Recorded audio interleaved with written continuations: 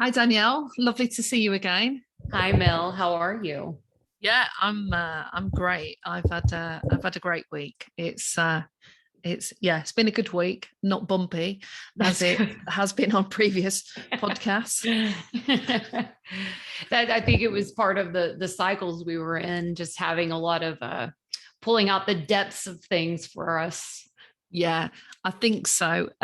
Although reading some of the astrology and numerology over the last week, there's possibly a few others. So I think it fits in with the theme that we're exploring, but also, we've had a new moon, and I think you were saying it's the last new moon of the season. And as we move towards autumn, whichever part of the world we're in, we're experiencing obviously different weather conditions. What I thought is that we are going to focus on the lots of different ways of thinking about creating the life that we want. It can be a simplistic or complex process that it goes hand in hand.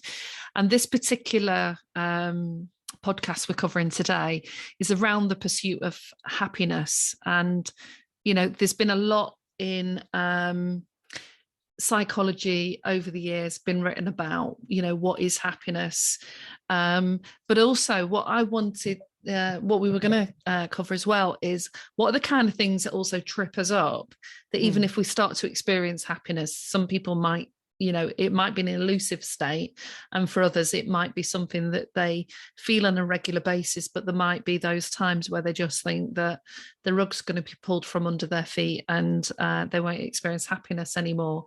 But it is an interesting within positive psychology, they've wrote about it a lot. Is it an electrifying and elusive state? And when we've talked about it, philosophers, theologians, psychologists, all sorts of people have been really struggling to define it. So rather than covering some of the same old ground, and I think we will tap in and out of that, we're also looking at this from our own personal experiences and the people we come into contact with and the themes that have emerged through some of that work that we've done. So the pursuit of happiness. Yes.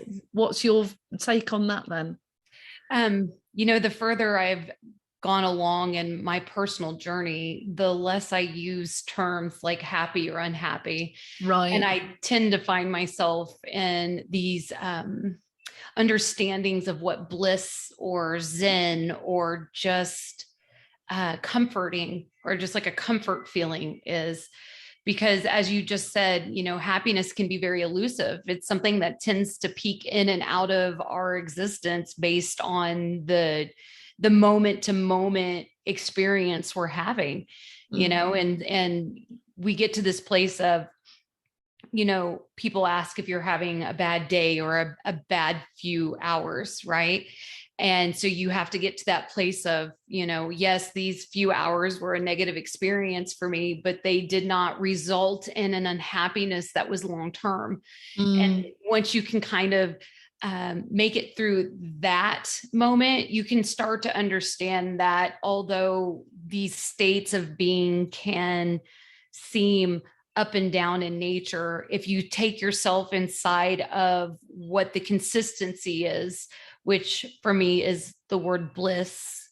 If you can keep yourself in a state of just knowing that the world is full of ups and downs, this level of happiness seems to be less elusive and more of a state of who you are and what you represent. So my state of bliss is a consistent state, even if I'm having bad moments, bad days, or even an experience that I would consider negative long term. I know that the exterior things that go on in my existence aren't going to change what's the internal dialogue for me. So this elusive happiness becomes more of a state of being in a blissful, knowing that there's going to be, these dark storm clouds, and some of the times there's going to be these big puffy white clouds, but either one is going to move through. And as long as I stay in this consistent state of knowing this, then that elusive nature that is happiness or unhappiness seems to kind of dissipate into blissful. Yeah, I think you've covered quite a lot of ground there in terms of sort of that process of discovery and where we can reside, what state we can tend to reside in on a regular basis.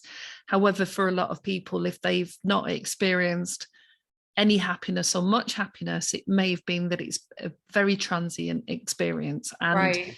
and often the ups and downs are big ups and big downs, and don't necessarily realize. And especially when you've come from a background, if you've been chronically unhappy, or there has been, we've talked about those things before. If there has been trauma and there's been anything going on, it's we certainly won't perceive the world as being a place where you just bounce from one joyful event to the next. Right. And some people can, but they may not drop down as, they might not go so high and low. And you also said that, part of that is really about the knowing and the faith that once you move into that place where that is more of a constant state, whether you call it bliss or happiness, because you're right, if we're talking about happiness, there is an opposite, unhappy. Right. So are we going to places of discomfort and difficulties, and then we move out of that place and discomfort, we start to experience a lighter, more pleasant feeling, because it's often around unpleasant and pleasant feelings as well, isn't it? Mm-hmm. Right. And a lot of this is just the perceived notion, I really have the same existence that I always have, right? I'm still married and still have children. I still have a blossoming career. I'm still focused on the things that would create joy in my life or create some form of happiness in my life. But my perception has changed. And so inside of that perception of what it is that life is, right, inside of that, it's allowed me this what I call being in the center of the wheel, right? The top of the wheel is all light and airy, the bottom of the wheel is dark and shadowy. But when you remain in that center portion of this wheel, the highs might not feel as ridiculously high, but the lows don't feel as ridiculously low either. You're kind of sitting in the middle of a perpetual state of joy, of peace, of calm. And you can find yourself being happy, and you can find yourself feeling low and maybe a little sad, but inside of both of those realms, you still have one foot firmly planted in middle ground, knowing that the will is ever changing and that dark cloud will pass, or that you don't put all of this notion into the only feeling possible, the only emotion response possible being of joy and happiness, that this world is meant to have these ups and downs. It just creates a pattern of consistency within yourself. And what I once perceived to be negative or lower vibrational feelings, I now witness and observe of being more of the roller coaster that is life. There's, if you imagine the great Ferris wheel, when you get to the bottom of it, it's not nearly as fun as getting to the top of it, where you get to see everything, but it's part of the ride. And you have to understand that being part of that ride means you're going to have the lows. And you're also going to have these really magnificent highs. But if you sit in the middle of it, you'll be able to witness them with a little more consistency for yourself. Yeah. But, I'm going to rewind a little bit in terms of how we've known each other, because people who are listening to this might be thinking, oh, it's all very well for you too, and you're blissfully happy with your family lives and your dogs and, your trips out to Costa and rides on the bike. But if we wound back, now we've only known each other a short time, in this last year. If we wind back to, I don't know, for you, it's sooner, me, it's like 20 years ago, if you'd have said this stuff to me, I might have probably already turned the podcast off and gone, blah. Right. Because, it's around perception, it's around our beliefs, it's around all these things. But when you're not in a place where you've even been able to entertain the idea there is anything other than suffering, anything other than feeling depressed or angry or isolated or family issues and this one disastrous thing after the next, Right. or you just are right now under the covers, miserable, don't want to open your curtains, and in your body you feel flat, lifeless, unmotivated, and lacking any kind of desire, where the joy is just, if you experienced it anyway, drained out of you, or any energy or vitality or life force just seems to have, dissipated down the plug hole with everything else. Right. And when you're in those places, it's incredibly difficult, isn't it, to perceive what we might be talking about, this thing that we see couples having or kids doing, or things on TV that we can see. And we've both been to those places, and absolutely, we didn't just get a bus ride and stop there for half a day. We've had weeks of those experiences, months, years. Yeah. But then again, it all comes down to the perception of things. Yeah. And then making the active choice in every moment. If you can't do every moment in every day, right? Wake up, say, I am going to make an active choice to pursue something beyond this current state of being. And there's literally, if you and I were to compare our thoughts and feelings during the dark times, right? Yeah. Because this isn't a natural occurrence for people, that they're going to witness or be inside of a dark period in their life. There are common denominators in that, right? We're probably externalizing, right? We probably already have the mindset that life is just pure shite, right? There's these commonalities that occur inside of these existences of this depressive or anxiety ridden states of mind that keep you locked in the position of unhappy, or of traumatized, or sad, just or miserable. Just generally speaking, not a good place to be. And so I would say that you and I could probably agree upon this, which is the moment I made a decision that I no longer wanted to be here in this state of mind anymore, that things almost immediately became slightly better. And every day that I made the choice to work through the trauma, to work through the anger, to work through the sadness, to work through the what is and the what is not, was every moment I got closer to that elusive happiness that we're all kind of in search of, regardless of what label you want to put on it, right?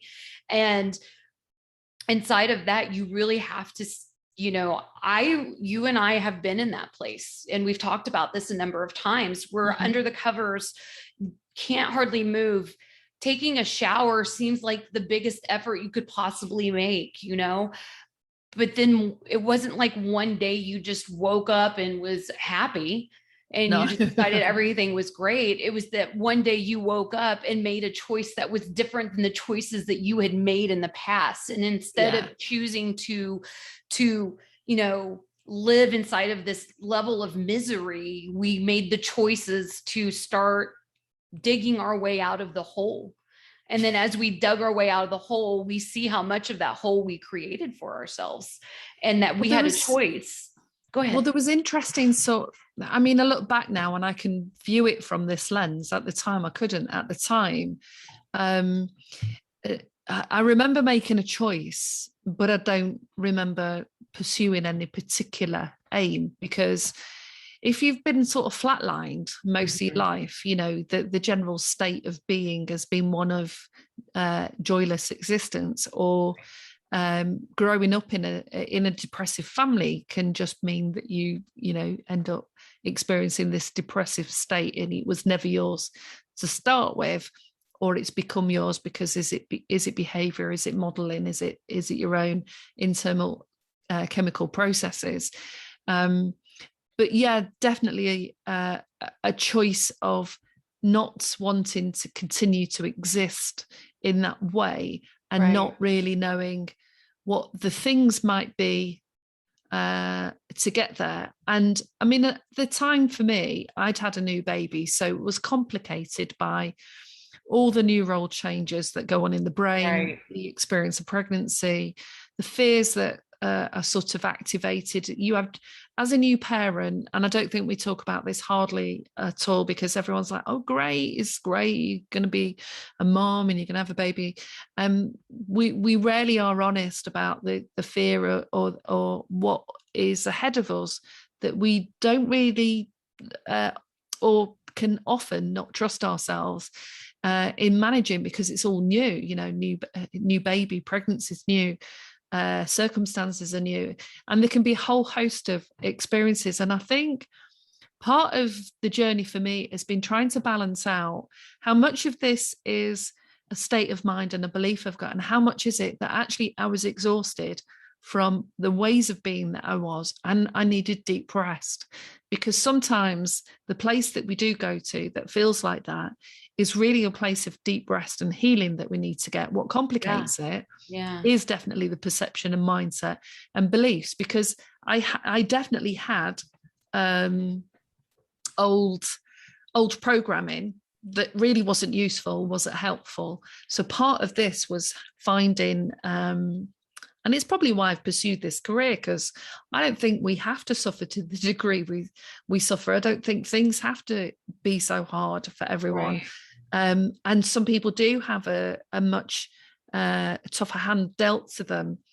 But there's so many things intertwined in this process, that the fact that I can get up and, as you're describing, feel that the baseline state is not one of flatlining and being seeing the world, as a sort of Lowry picture painted in grey. Right. So one of being able to see some of the beautiful aspects, as well as some of the other things that capture our attention, is certainly, when you start to see that can certainly motivate you to do that. But it definitely starts with a step. It starts with a choice that where I am right now is not the place I want to be. So how do I, going back to the opening of this whole podcast, create a life I want?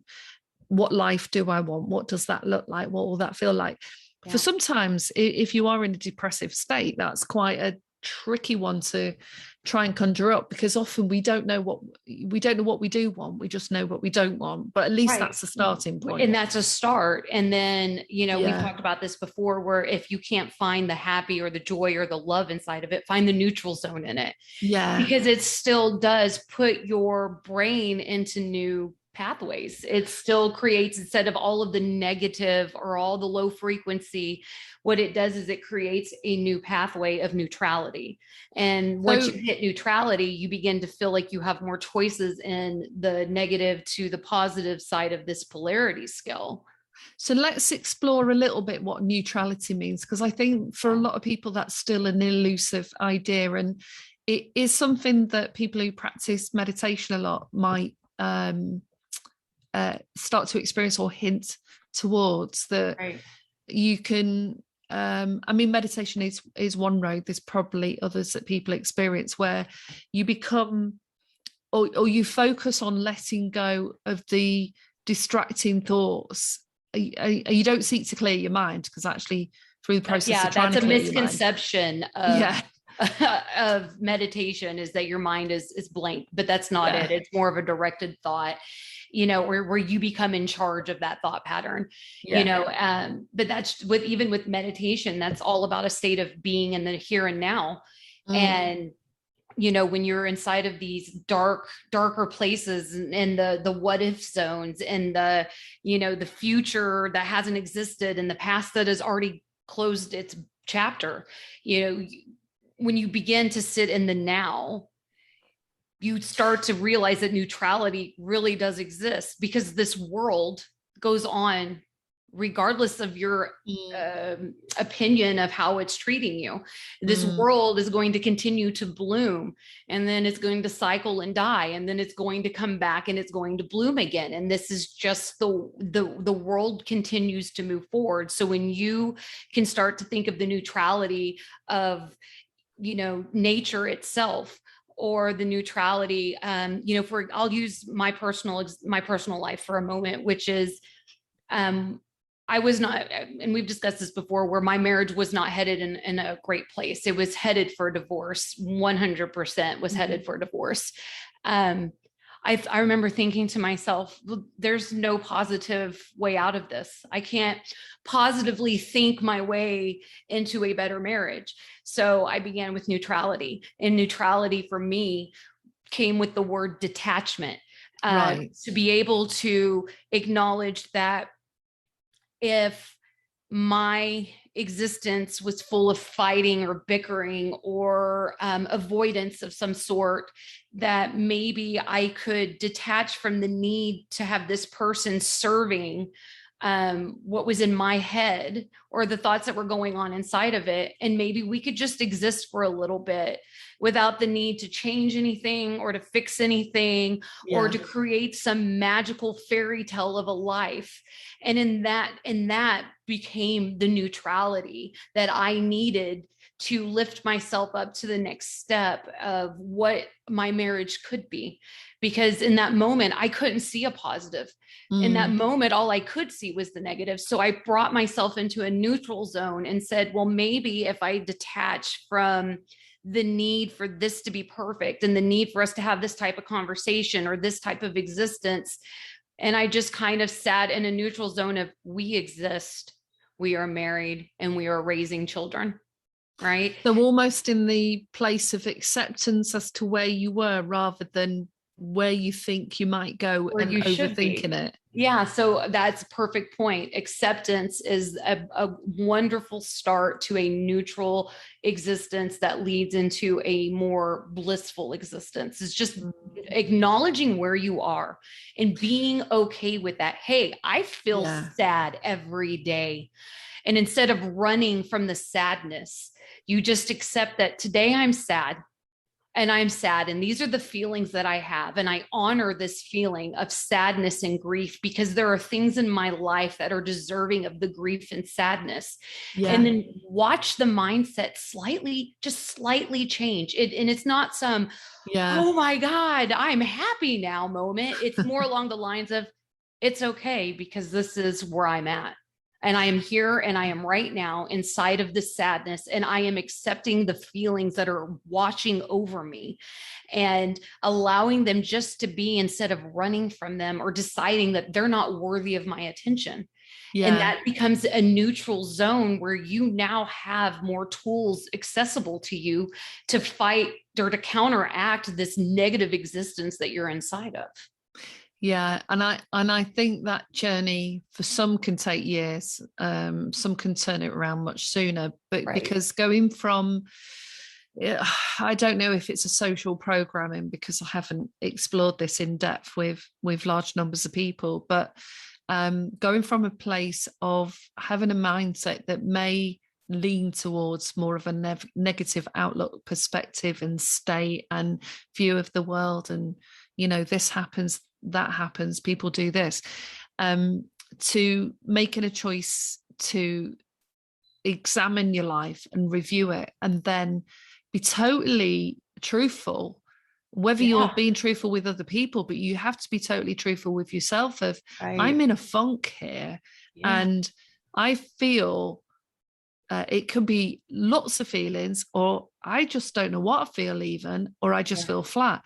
And accepting that, rather than trying to work it out or figure it out or have lots of conversations with people and get the brain back in gear, because sometimes the brain's just a bit over busy anyway. And that process alone of doing that review and accepting where you are right now, because it is often, I've worked with quite a few people where they make the discovery and realize and find themselves being able to be more accepting of themselves with a non-judgmental attitude, Right. then think they've got to take action. And I'm like, no, just because you become aware of something doesn't mean to say you have to take action. Yeah. The feeling of action will arrive when you're ready to take it. There is no right or wrong way to do that. Of course, we've talked in the past, unless you're in an emergency situation. Absolutely. That's Because the different. place of acceptance of this is what it really is, rather than trying to fix it, do it differently, make them do it differently, Right. can actually, as you say, bring on a whole host of other awarenesses and understandings that you wouldn't have been able to entertain because you're so busy either denying it, pushing it aside, or ignoring it. Yeah. Or trying to skip over it. Yeah. And that's it. You really brought that aspect into focus for me, because up until then, I really felt like I was kind of walking around unaware of that, that acknowledgement that just because I know, or just because I acknowledge this within myself, or I acknowledge that the situation is what it is, it does not always mean a call for action. Yes. And sometimes all it means is that you need to be aware.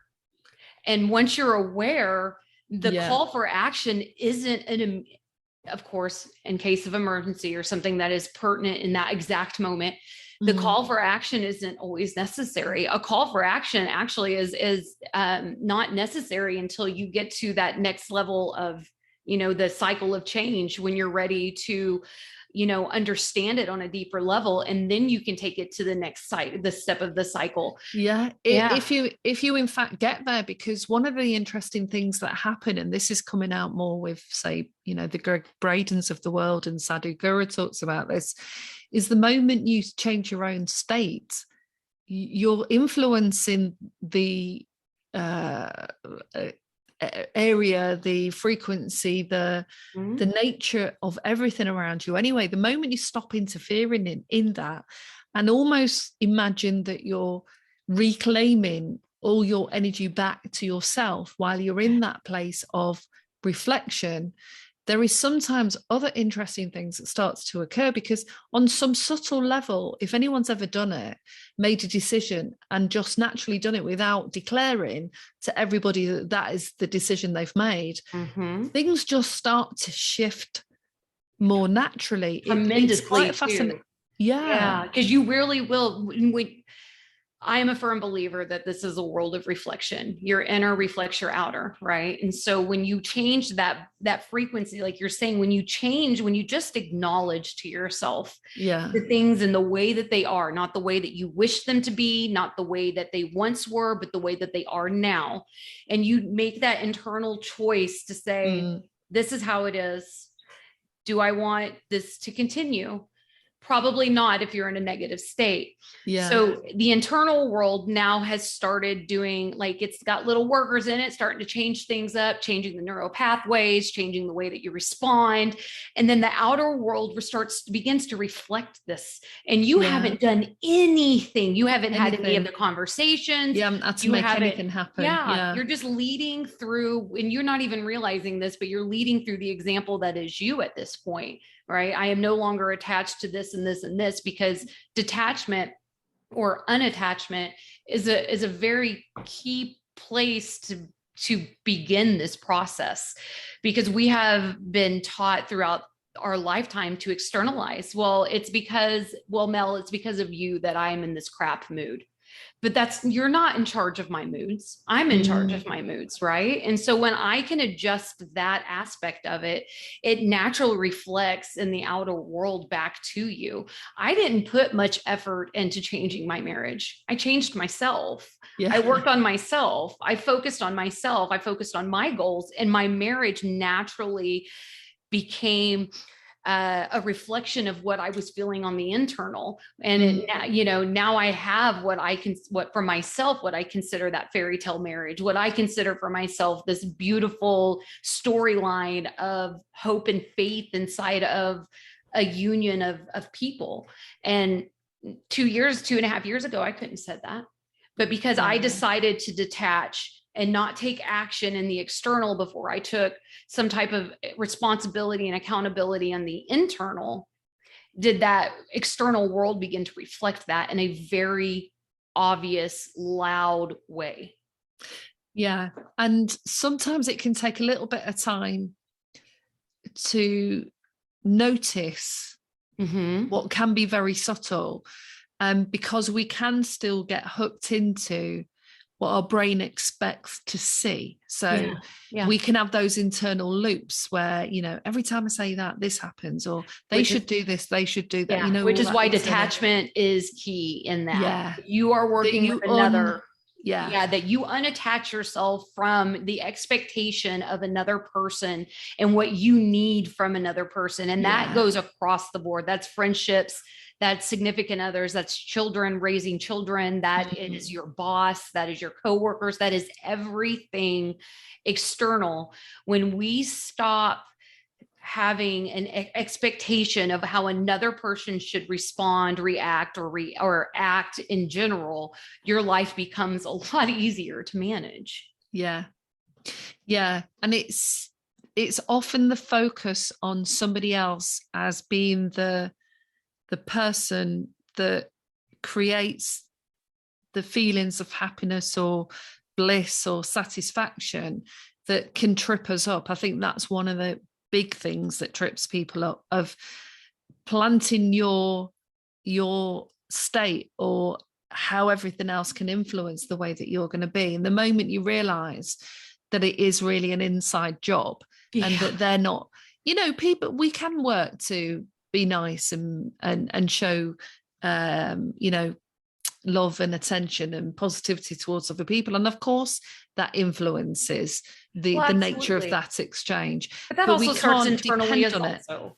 Yeah, you can't depend on it, but that's also an external reflection of what your internal world. The nicer you are to yourself, the nicer you are to other people, the kinder you are to your feelings, the kinder you are to other people's feelings. And it's just a natural reflection in the way that we exist in this world. That's why for me, it's always been about the self. My inner self reflects my outer world in a very profound way. And it wasn't until I started working on the internal nature of who I am and what it is that I want to be, did my entire world change around me. And that's when the magic, and, you know, we can call it whatever you want. I love the word magic. You know, I even tell my kids magic exists, because I'm witnessing the magic that is this life, because I decided to do some internal adjusting. And when I internally changed these things inside of me in the way that I wanted to view myself, because I stopped caring how other people viewed me. When I started viewing myself in a more nurturing and caring way, my external world began to change. So when I'm talking, I'm always going to talk about self, because it really did a profound job on me. For you, it was profound, wasn't it? Profound. And so, you know, when you hit the neutral zone, to say, I accept my feelings.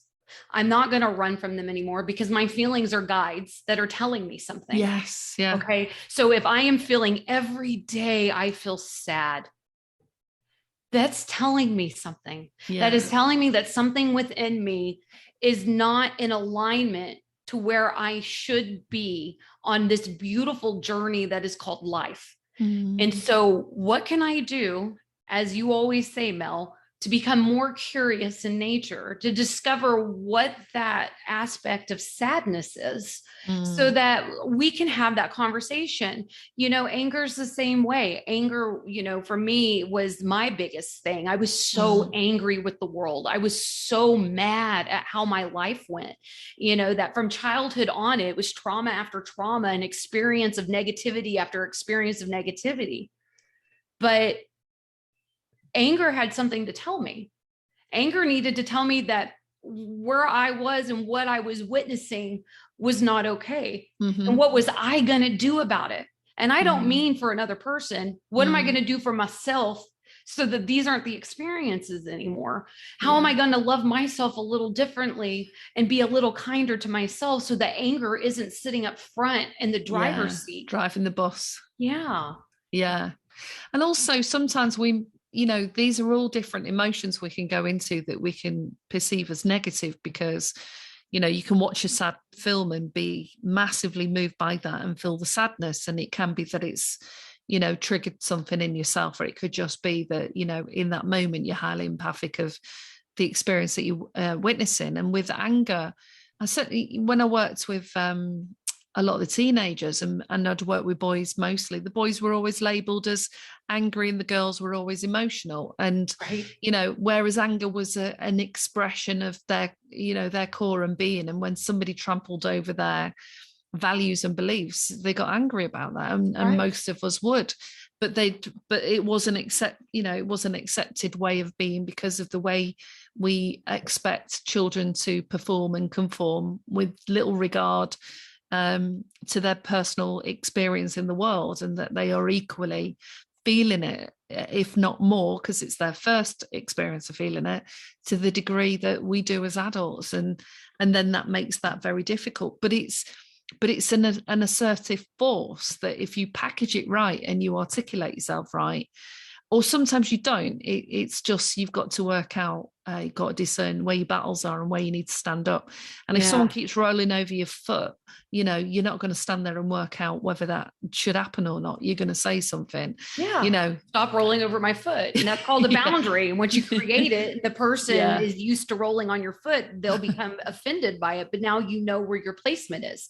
And because you've learned to detach or unattach yourself from your expectation of what they should be doing, now you have the decision: do I want to continue to let my foot be rolled over because they feel they have the right to do so?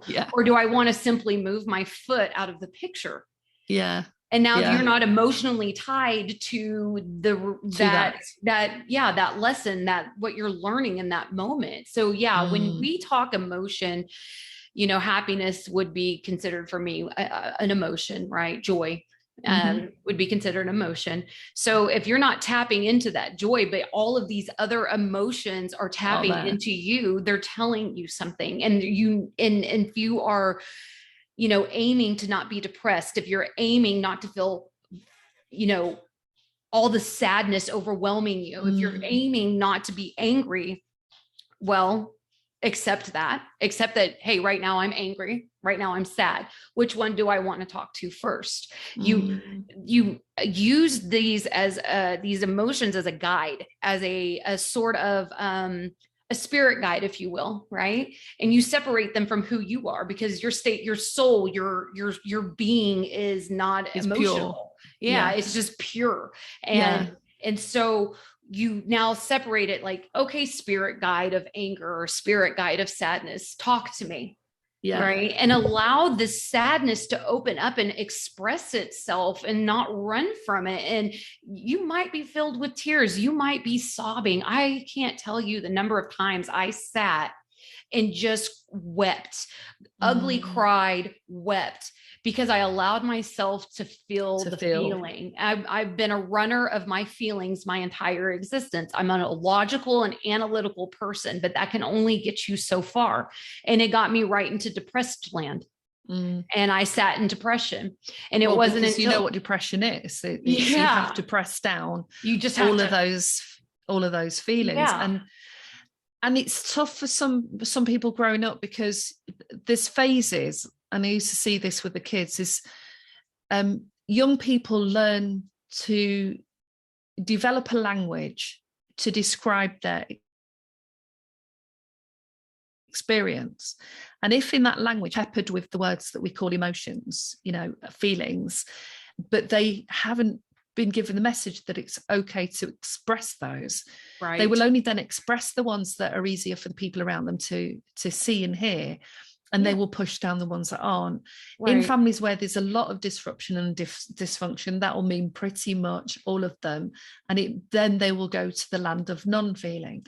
So as you then move through life, you're in the non-feeling numb state, or you have to numb it out through something else. Because you feel like every feeling is too much, because you're not. And it is. Because you're not used to experiencing it. No, you're not used to experience it. It's hard to articulate. So some of the roles that we had with the kids in the school was creating language. And it's sometimes very simple things like, when my face is like this, I feel sad. When I'm like this, I feel happy. And I'm happy because I saw a flower, and I'm sad because I saw child upset. And it's the very early stages of emotional development and communication. Mm-hmm. And if that doesn't happen, then it's stunted, it's delayed. Yeah. And you can move into your teenage years and then end up with all sorts of different experiences because you either don't trust what you're experiencing because somebody else has negated it or they've not validated it. Yeah. Or you have some language, but within the environment you're in, it's not safe to share it. So like what you were describing is you would end up maybe just manifesting a way of being that is the way that you just get through what you're doing. Well, it's the mask that you create, you know, because I know that you had a similar in the way that you weren't allowed to express your feelings, right? You know, I was not allowed to express my feelings. I just had to be at a certain state of being. And then that would carry over because nobody in school wanted to know about it. So I'm just going to continue this mask that I'm wearing. And then you forget that you're even wearing a mask. Yeah. And so then you just continue on your daily existence as a non-feeling, because you're still feeling like that made me sad, that made me laugh. So I'm obviously feeling, but now you're in this position of you can't show it. Yeah, exactly. You get to not showing it. You get to then not wanting to feel it because it hurts to feel the strength and the overwhelm from that. So you have to find a strong mechanism to close the lid on that to some degree. Yeah. And different people have different levels of vulnerability or fragility around how they close the lid on that, because for some, they can't. And so they will need external things, whether that's drugs, alcohol, relationships, or whatever, to control that. And for others, they'll manage it enough. They'll sort of scrape by. And then for other people, they will meet significant people in their life that allows them to start to become who they are. And sometimes I have witnessed actually some beautiful moments and interactions with young people that I worked with that come from very tough, dysfunctional backgrounds where there was adult, parental mental health, drug and alcohol. One parent was taking it.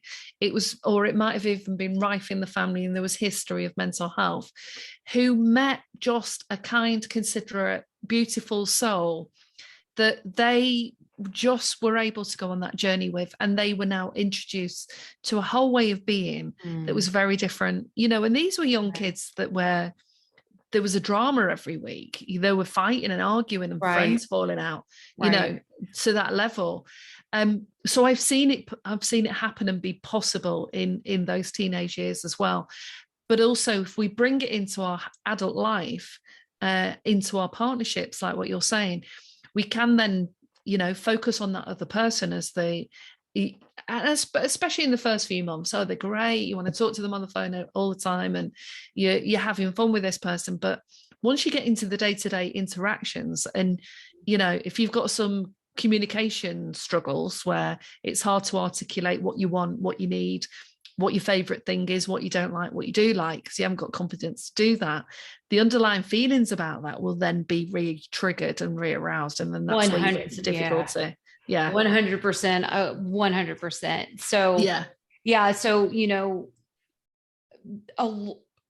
a large majority of the cultures that we're growing up in have not been taught how to acknowledge their feelings, that they're safe to feel their feelings. And even in the safety net of childhood, even with non-dysfunctional parents, right? Even with parents who are walking a fairly decent who doing life. Okay.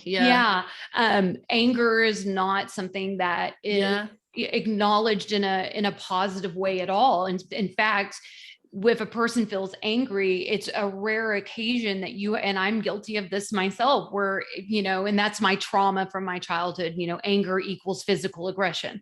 Yes. And so, so you shy away from it. Exactly. Yeah. And so, but even with the safety net of childhood inside of this, quote unquote, normal parenting, where they're fairly well adjusted, they're working towards, a psychologically healthy experience, that even levels of anger are dismissed or disregarded or sent away because it makes the other person uncomfortable. So even through childhood, we're not taught how to properly or adequately express our anger. So it turns into fighting, or it, physical forms of fighting, or it turns into, drama amongst, the non-physical forms. And, so what we're trying, so we can accept that now, that for the majority of human existence, our feelings have not been at the forefront of something that we should acknowledge, or we should take care of, or that are healthy or necessary to get through. Yeah, because it has been an evolution, hasn't it? It's been the large majority of humans, and especially the disregard for children, because I think children have only been seen in their own right in the last couple of decades. Yes. Prior to that, seen very differently. Yeah. Right. Very seen and not heard mentality. Yeah. So, so now we can acknowledge this. So we don't get to use the excuse, is what I'm going to call it, of childhood, right? Mm-hmm. Now we acknowledge that pretty much everybody has to face some type of being told that that it's not okay to feel the feeling, right? Be it at school, be it at home, be it within your friendships. Now we know this. So now let's fast forward to the adult years. Now we know differently. And now it becomes our responsibility to make the choices that we need to make, so that we can acknowledge who we are, what we feel, and why those feelings are there. And it's not until that we can get to that place of neutrality, of neutral behavior, that we can begin to experience a shift into this elusive happy. I think the tricky bit is if a lot of what you've experienced has been distorted, and you've not been taught to trust yourself. And this is, again, one of the things that I worked mainly with young women, was about seeing those internal states as information that their system gave them, whether you call that like a radar that picks up on signals, or some internal something that they need to pay attention to. Part of the process was teaching that you have to pay attention to it. And that's also then turning down the noise of all those other activities that go on in the mind, as well as the people around you, to pay attention to that and learn to sift through. And when there's a lot that starts coming through, it can feel overwhelming, and it can feel never ending, and absolutely it can feel confusing. And confusion, a lot of people who feel confused, is usually just that we are actually not even validating the feelings that we get, because often we know. So we go, no, that can't be right. So then we go, well, I don't know, because we can't trust, we can't trust in our own knowing, because that's what no means, isn't it? So it can then be really tricky if you get to that place. Right. So you can make the choice, but the tricky bit is a lot of this information about that journey. It's now more, the idea of happiness and pursuing happiness, and understanding well-being and our role within society, and all of these different things that have sort of been seen as belonging only to spirituality, and now emerging through, whether that's yoga and mindfulness and meditation, which the yogic path is the 8 limbs of discovering through the physical, the mind, the breath, all of these different elements, who we are, and shedding those aspects or those constructs of who we are. Very tricky to sort of try and put into everyday language. And most of this information is sat in academic systems, and you'd only get access to it and be able to have a conversation about it if you take yourself off to a therapist. And if you're lucky enough to find a therapist, and yes, I did work as a therapist for many years, but there are good and not so good therapists out there, or some that you just don't gel with, or not quite the right person for what you need at that time. And really what that space does provide, which is why I'm pro it in some senses, is it's somebody who's providing a space for you to bring through these different feelings and experiences and narratives that we have. Our story, we get so locked into our story, we get stuck in that. We believe that we should keep rehashing it, which no, let's unpick that and see, like what you said, is this what is it about that makes me feel sad or angry or whatever? And then we look at that as though it's out there in front of us, and we can, once we articulate it, because that's part of the acceptance, that's part of developing the trust, Yes. that's developing an understanding about the self. And in good therapy, you learn the tools that you get in therapy to then take outside with you, to start applying that and looking at that in more depth. So you can start that process. But because it's been exclusive, when actually we were teaching kids this in schools, we used to run groups with them, social skills groups, where if we recognize some children have had what was thwarted, delayed development, which is the emotional aspect of them, we would create opportunities for them to do this in the school life, to have those conversations, for somebody to read a story. Johnny's gone down to the shop and he's seen a friend that he played with yesterday, and now his friend's not talking to him. I wonder what Johnny feels like, and you can have a look at, okay, well, and then they can all imagine what Johnny feels like, because when the kids take that from their imagination and bring it out into the arena, that's the stuff that we do as adults. Yeah. We just saw Megan down the local delicatessen and she didn't talk to me, and we have this internal dialogue that goes, she doesn't like me, she didn't talk to me, she, maybe I did this to her, did it, whatever the internal dialogue is. And so we also have this perpetual state of having this internal world that actually we've not even checked out in reality and validated, because most of the time we don't go and ask Megan if Megan's all right. We have this whole internal world, yet somehow we sit in the external world only. Yeah. And then we wonder why we are not connected to who we are. To ourselves. Yeah. What we represent and why we're not happy. Yeah. Yeah. But it's just not been part of the way, as you said, no matter what class, race, culture, family we grew up in, it's just not really been the experience of many people. It's been the experience of some and people. Usually it might be because you've gone on the path of, I remember watching this program on TV called Inside the Actors Studio, and a Freudian type character who interviews artists and actors, who goes right back to how they started doing what they were doing. It is a beautiful sort of visual to how they're making sense of their life and that process and what that involves. But again, that was an elusive offer, an elusive experience. So artists do it, musicians do it to some degree, because musicians by nature can have these roller coasters. I've met quite a lot of musicians who will be extremely, will experience joy and exhilaration, because if you're in your passion, you do. If you're in alignment, you will experience that. You will. But then you can have the dips, because if you haven't cleared out some of the basement in the house of the dregs and the issues that you brought with you, when you dip, you go back into the sludge and the sewage and which is a bit of a disgusting metaphor, I know.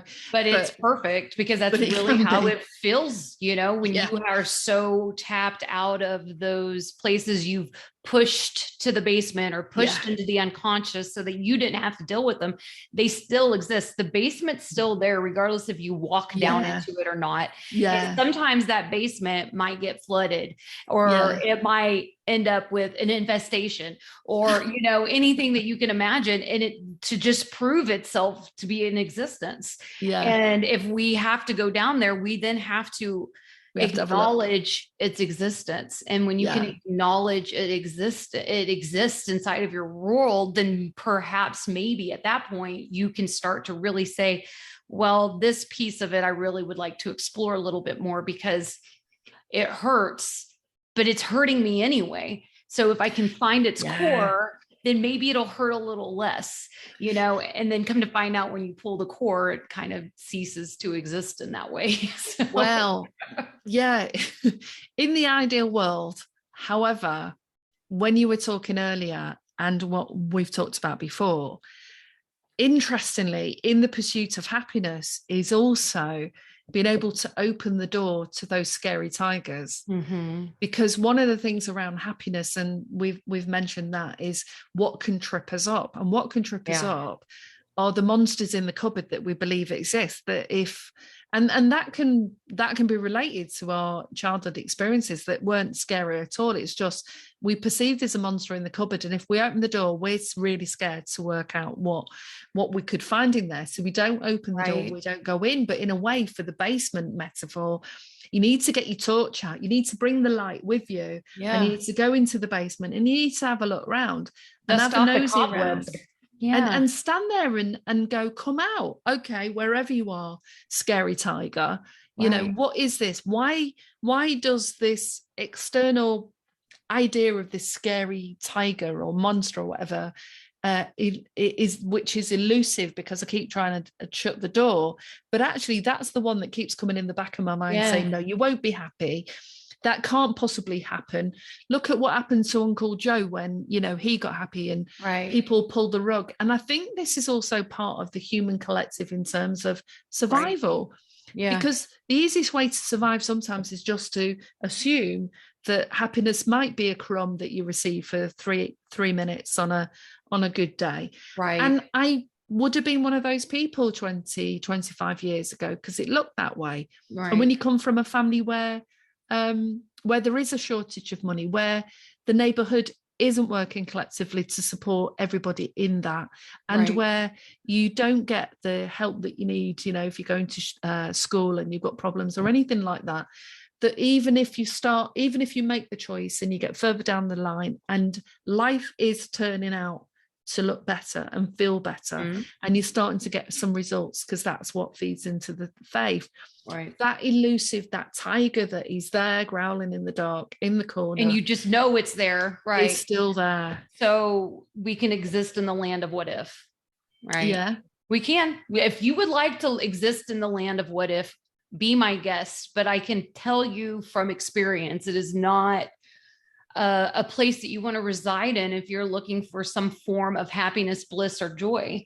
You know, for me, I kind of strong-armed the tiger. You know, I looked the tiger right in the face and said, bring it, come at me then. You know, come at me, bro. And the tiger came at me, and I faced the tiger, and I strong-armed the tiger. And I realized that tiger lived in what if land. And that what if land does not exist right now. And I could reside in what if the other shoe drops? What if the tiger comes out of that closet? And what if someone does knock at the door? Exactly. I could. What if this happens next week? What if my boyfriend does cheat on me? What if I do lose my job? What if the people next door hate me? And if that is drowning you, if that thought process is, then face it and create your whole what if scenario. Write them down. Then strong arm that tiger, that mean spirited, you know, energy that's coming at you and saying you are not deserving of happiness and you're not deserving of living in this moment, because what if the other shoe drops? What if the monster is real? What if this happens?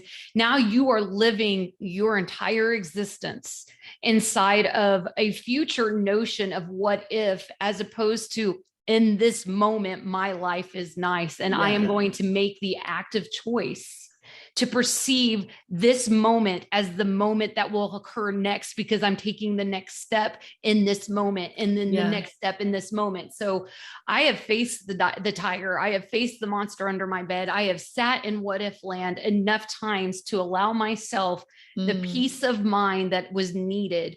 But I had to wait to get to that place.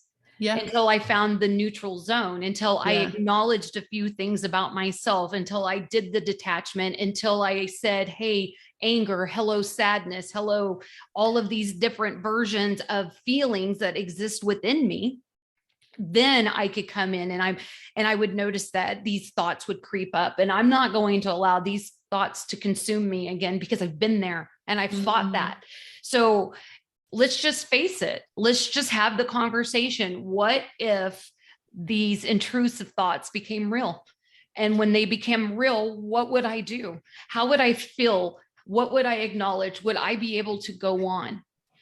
And then when I walk out of that moment and outside of what if land, I have a better understanding of who I am, what I'm representing, and why it is so important for me to sit in this moment, because life is fleeting and it is full of ups and downs. And if I'm sitting here so worried about the next down, how can I enjoy the up?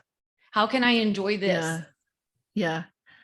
And you raise the words that you use, elusive and consumed, are states of being that some people can get into, where things like meditation and chanting and mantras can really help, because being consumed by something means that you've just really, I mean, Abraham Hicks says that, you know, if you get one thought when you wake up about something that you dread or that you don't want to happen, or the what ifs, quite quickly, especially if we are manifesting quickly and we don't realize it, quite quickly another thought follows that, with another thought that follows that, another thought, and you can end up then consumed by that.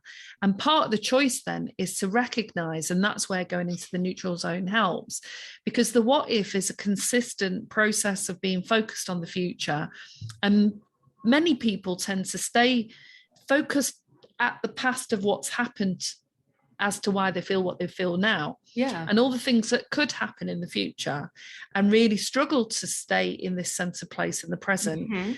And that's often because of the intrusive thoughts and this almost like addictive nature that happens. Yeah. And so that's where we're now ramping it up another gear. We're moving from identifying that was experience. We might have not had the language for it. We might have grown up dismissing, disqualifying, and moving or shutting away. And once you get in the process of that mindset, then, you know, you can remain stuck. But now what we're moving into is, how do we level that up? Yeah. How do we level that up? How do we face those things that feel all consuming? And I can only speak about this because I've lived the experience.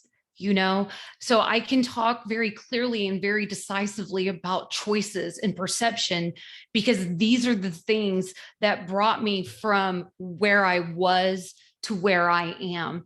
And if it wasn't for the daily choices, the moment to moment choices, the intrusive thought coming in, and instead of saying, I'm going to run from you, or I'm going to pretend that you don't exist, I'm now saying, okay, you are here for a reason. And maybe right now is not the exact time I should think about it or put the meditative thought process to it, because meditation isn't, again, not clearing the thought, it's the direction of thought.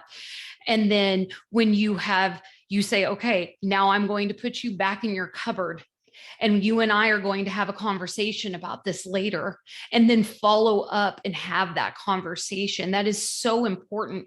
And as a person that lived in the all-consuming land of depression, of anxiety, of being caught in the storyline of my past, and how that translates to how the other shoe is going to drop inside of my future, I actively made choices, and I changed my perception of things, and I faced the fears that had me running, and I faced the emotions that made me feel shameful. And I did the things that we are not necessarily taught to do. And I did it anyways. I did it against the odds. I did it against other people's wishes of how they perceived me. I just did it. And I can speak so clearly about this because I was the trauma child. I was the traumatized adult. I was bullied in my adult years. I have faced grief head on in a very life-changing way. I have been through the experiences that we talk about, and I still have managed to find my way to where I am now by plain and simple detachment into neutrality, into making the new choices that I knew were healthy for me, and then facing the fears or the perceived demons inside of ourselves. And in order to do that, in order to speak as clearly as I'm speaking and not holding room for, well, you don't understand, is because I've been there and I've done that. And I know in my heart of hearts that if I can do it and you can do it, Mel, everybody can do. We are all capable of having an internal existence that is not filled with doom and gloom. I mirror that exactly, and I still look at that path, that journey, with not disbelief, because I just think, was I that person? Right? Did I wake up feeling like that? Did I? It's wild, isn't it? When you look back in the hindsight, because I always call it the hindsight rule. Yeah. It's like I look back in hindsight and I'm like, of course it feels easy now because I went through it. Yeah. And I'm done with it. But at the time, it's like giving birth. It's really painful. It's like a tsunami coming down upon you on repeat every 5 seconds. It's just washing you away from shore. But bit by bit, I took back control of what I could. And that's me. Yeah. I took control of my life, of my existence, of my thoughts, of my feelings. And every inch I made, even if I went 2 steps back, I already knew my way forward because I did it. I already took that step forward, even if it was a small step and I ended up 2 large steps back. I already knew my way to that step because I did it. So now that I'm 2 steps back, I know that it's my perception and it's my choice to take the steps forward, and that I'm not meant to be perfect. I am meant to exist. And here I am existing. So now I have the choice. Do I want to exist and thrive, or do I want to exist and survive? And I had done enough surviving. I had survived my entire existence. I am ready to thrive in this life that is here for me. I'm not meant to live in depression and anxiety my entire existence. I am meant to thrive. Everybody is meant to thrive. And if I can take that upon myself and I get to have control of that, do you know how beautiful that is? Do you know how in that hindsight rule, you're going to look back at yourself and be so proud of you making the choices every day to become a calmer, happier, more nurturing version of yourself? Oh, massively. And, sometimes, and I think you're right, it's the steps. And sometimes it's the small steps when you get some evidence of how even when you took that choice on that day to do that thing, whether that is stay home and rest or have a bubble bath or go and see some friends or clear something or change your job, whatever that step is. Yeah. Or not going and seeing friends. Yeah. Because that's what I ran into, was I ran from my feelings by socializing. Right. Because if I'm surrounded by other people, then I don't need to face myself. Yeah. So when I got to that place of recognizing that, that choice I made was to stay in instead of going out, or the choice I made was to get into the bath or into the shower or into the pool or go sit outside for a few minutes, how much different I felt internally, how much that smidgen of a step in the right direction became a giant leap across, from, the land to the island, or perhaps the island to mainland again. And how every ounce of that effort I put in was worth it, because hindsight rule is a huge thing. And if you look back where you were a month ago, a year ago, 5 years ago, you're going to see how much progress you've either made or you didn't. Yeah. And you can't be shameful of it, because we've all been stuck in the same patterns for years of our lives. Yeah. But the moment you're aware of that, is the moment you have the ability to make the new choice.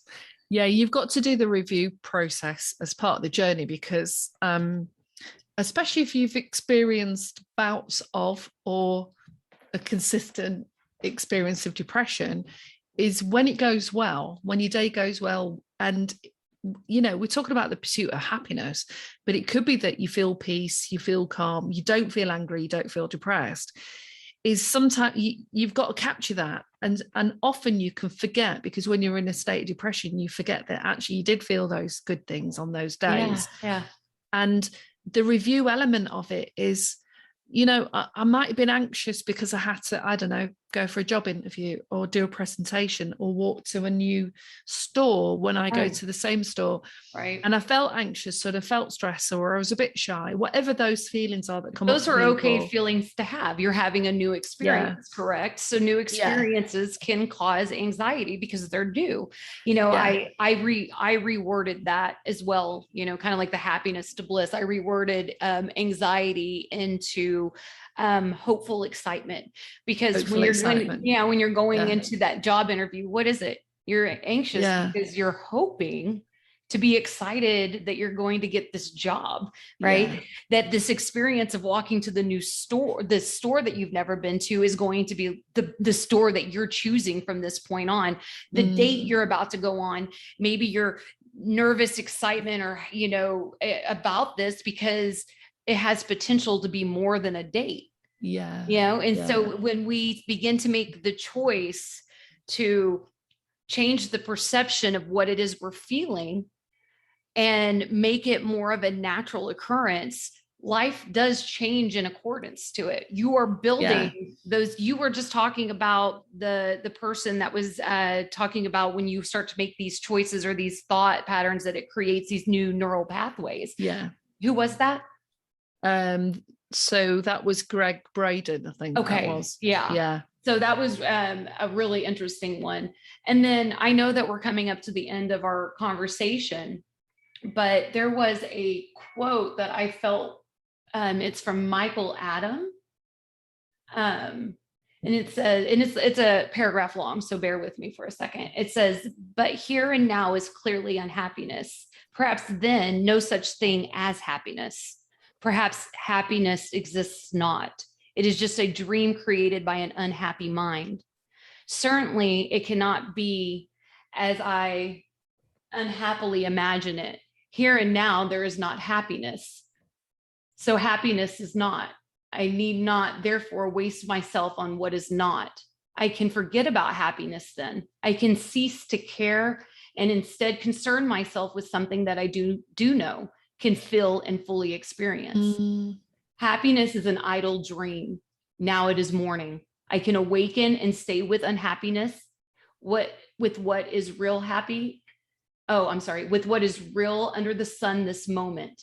And now I see how much of my unhappiness came from trying to be happy. Even I can see that trying is unhappiness. Happiness does not try. At last I am here and now. At last I am what I am. I am unpretending at ease. I am unhappy. So what? But is this what I ran from? Is this really unhappiness?" That's brilliant. Isn't it? So, the pursuit of happiness is letting us know that there is a lacking somewhere, because you are pursuing something. And we're not accepting where we're at. Exactly. So the moment you stop pursuing the things and you start acknowledging where you are, that internal reflection will become an external reflection, and your life will begin to transition according. And then if we move into, if we've been running these thoughts and processes and it's been a big part of who we are, and we're starting to notice the benefit of having started to make different choices, because yes, sometimes things that go on externally do influence, you get a letter from the court, or you do break up with your boyfriend. These are all natural experiences that we can have. But the moment you start to realize that we have some level of choice in that about how we perceive that experience, and we can start to free ourselves up, then yes, we're not pursuing a future that hasn't happened yet. We're not leaning over the past that has caused us a lot of disturbance and distress. And remaining in the moment is still a unique challenge for most of humanity, right? To not get drawn, because the brain is just naturally going to draw us to it's things. Natural. I mean, as far along as I am on my journey and my experiences, I can find myself hovering in the past or trying to peer too deeply into the future. But because I now have the skill set, the tools, because I've been here before. Yeah. I use them. You go, oh, hello. Yeah. This is familiar. Yes. I wait, something negative occurred. And now I'm finding myself hovering in how my life always turns out. Wait a minute. I've been here before. What did I do? What did I do? To course correct so that I'm more in alignment to what I really am. Because what I really am is bliss. What I really am is love. And anything that is not those is simply put a distraction. And those distractions are not going to undermine what I've done to get into alignment with who I am. So I think that takes us beautifully to part 2, which is exploring where do we go from here in the pursuit of happiness. But as we were talking earlier, I just wanted you to share some of the people that you've come across that have maybe existed in spiritual circles. And as much as this is about bringing the psychology and spirituality together, this is also about enabling ideas that really do assist people to start make changes in their lives, or just even accept where they are, that enables them to feel much more satisfied, happy, fulfilled, whatever the key word is. And several people have gone before us on this journey to really dive in deep at a deep level. So can you tell us a little bit about some of those discoveries that you've made in the process of you exploring this? I guess I'm probably going to need a little more detail of what you're talking about. Are you talking about specific people, or are you just so you were telling me earlier about Osho was one of the Buddha was what? So there was Osho. You said that he'd spent a long time looking at the, happiness. Oh, Osho. Yeah. So I had this friend approach me about concern with the other shoe dropping, and I'm happy now, but what if? And so it led me to all of these tidbits of information I've gathered over the course of time through these quote unquote gurus, or these masters of their realm. Okay. And every one of these masters has pretty much the same alignment, which is we don't feel the lack. And the moment we begin to feel the lack is when the lack happens. And when I sit in my natural state of being, as often and as much as possible, things naturally occur in the way that they were meant to, without our hands inside of it trying to control it, without the need for acknowledgement inside of it, without our perceived emotional blueprint on top of it. They just are. And in the moment of and across the board with all ascended masters or gurus of sorts, you always come across the statement of just being where you are right now and being satisfied with that. And if there's something unsatisfactory about it, do not call attention to it. Simply just allow it to be. And then from that point, the world naturally is going to respond to a calmer state of being. It is a reflective surface. Allow that reflection the time to come back to you. And so, when talking about, they all pretty much say the same thing. And my two focuses on happiness have been Buddha and Osho, because both of them have found a state of being that most of us strive our entire life to get to. And in personal lives aside, their teachings are that of the state of the now, the state of being inside of the now. And when you are in your now, the past no longer exists and the future is yet to unfold. So what other position do you have to hold but calm, peace, love, and a good energy perception? And pretty much what Ram Dass has spent several decades looking at, and his famous book that is decades old, Be Here Now. Be Here Now. Very simple title. And both complex and simplistic in its journey of arriving at this space of surrender, release, accept, let go, and actually the world of everything that's meant to come in your direction can then come once we let go of this need to work at it.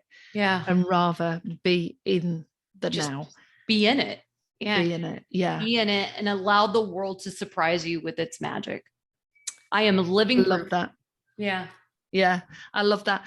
We're going to have part 2 on this. Perfect. Because I think we've gone to some depths here, and it gives people an opportunity to think about the journey that they've made, and any of the steps that have been taken by them is really useful for them to reflect back on what did they do? Did they make choices? Did they arrive at a space where they just thought, I really can't live in this land of unhappiness, sadness, anger, of all these emotions that just don't seem to feel good?